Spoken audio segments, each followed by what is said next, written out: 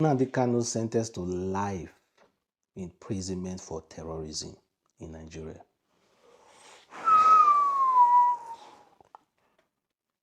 I never saw that coming.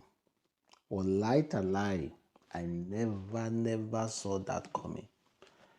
Let's be honest, a lot of people were already placing bets that today Nnamdi Kanu will be released unconditionally. And we later saw a judge advising the court to give Nnamdi Kanu the maximum sentence. Maximum, as they say, Nnamdi Kanu should pay with his life the death sentence. I really never actually saw that coming.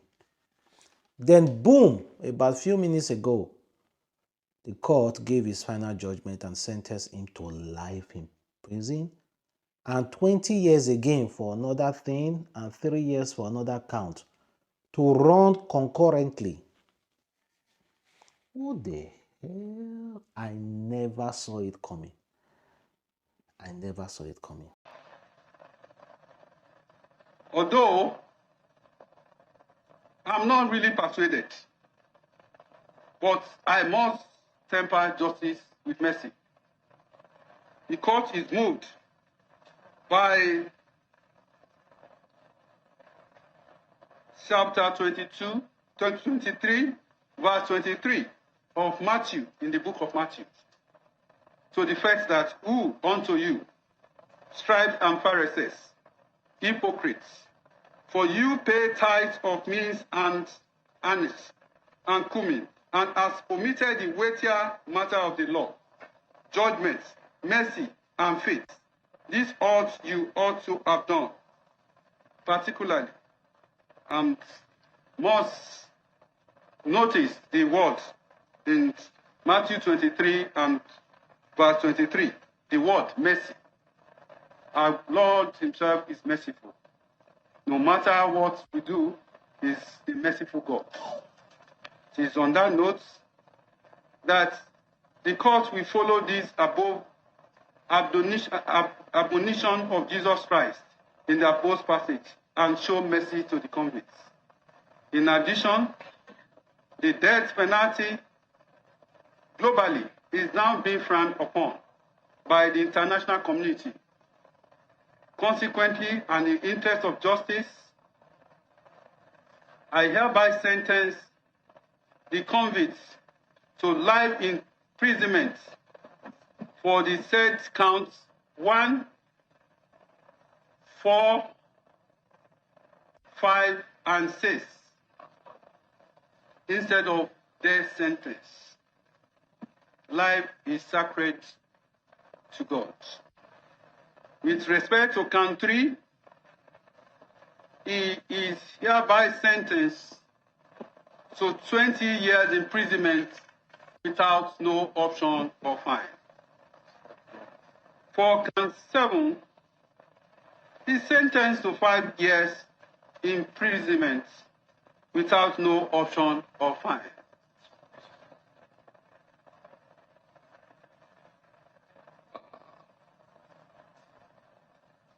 To extend the mercy, I hereby order that the sentence shall run concurrently.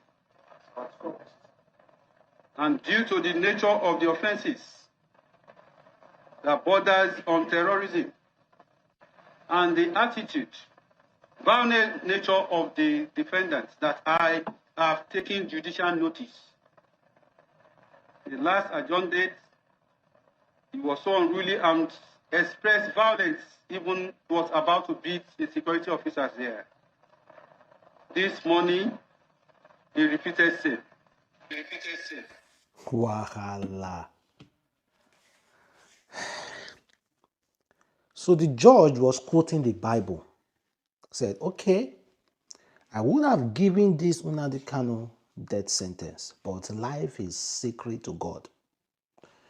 And because of so verses in the Bible, it said temper justice with mercy. And because of that, and because of the international view on death sentence is being frowned upon, is throwing away the death sentence.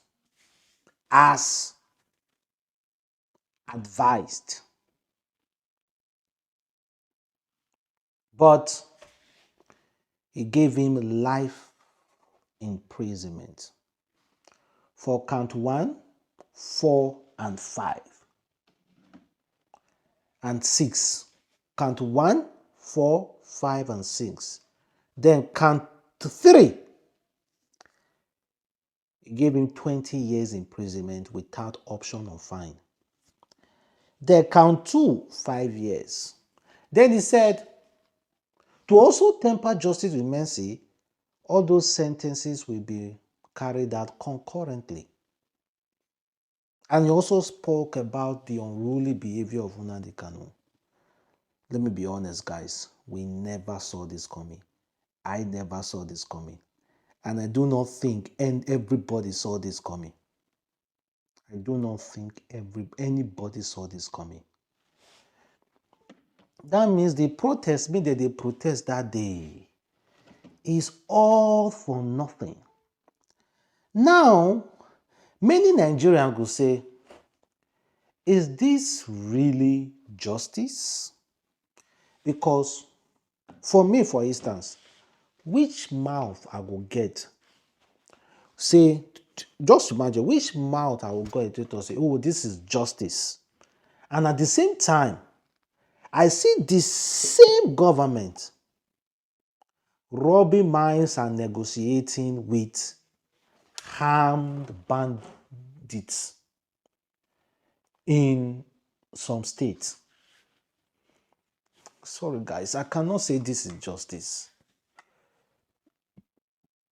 I cannot say this is justice. It will be a blow to my face because I see the same government robbing mines with negotiating with other people in the bush.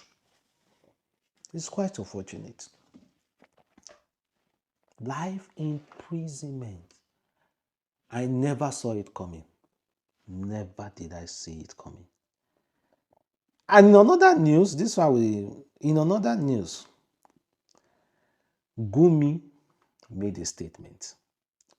Gumi said Nigeria should make peace with bandits so that bandits can protect our forex. You have the bandits on your side. Okay. I'm telling you, Lakara will not have a footstep in Nigeria. Oh, okay. So the bandits will now, attack them instead, and then. Oh, definitely, because even the bandits, they have area of control. Amazing. This one doesn't encroach on this area, and this one doesn't encroach in the area. Interesting. So when you make peace with bandits, they will protect for you the forest you are talking about.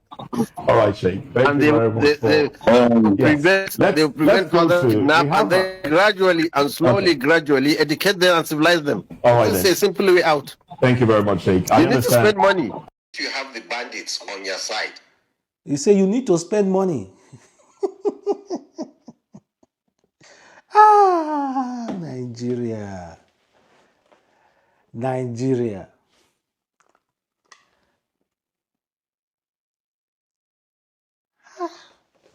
I never really saw it coming. Let me be honest. I never really saw it coming about Nnamdi Kanu. A lot of people have interest in Nnamdi Kanu. Me, personally, I do not think I have interest in it. But I never saw it coming. We were expecting something different. Something different entirely. I never really saw it coming. Bandits. Negotiating with bandits so that bandits can protect our farm. Is that one of the most ridiculous and useless and disgusting advice we have seen? What kind of irresponsible advice is that? What kind of irresponsible advice is that?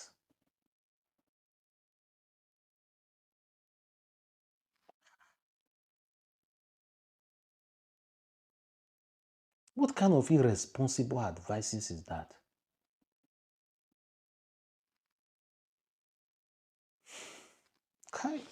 Okay, guys. Leave your comment below and tell me exactly what you have to say. Bye.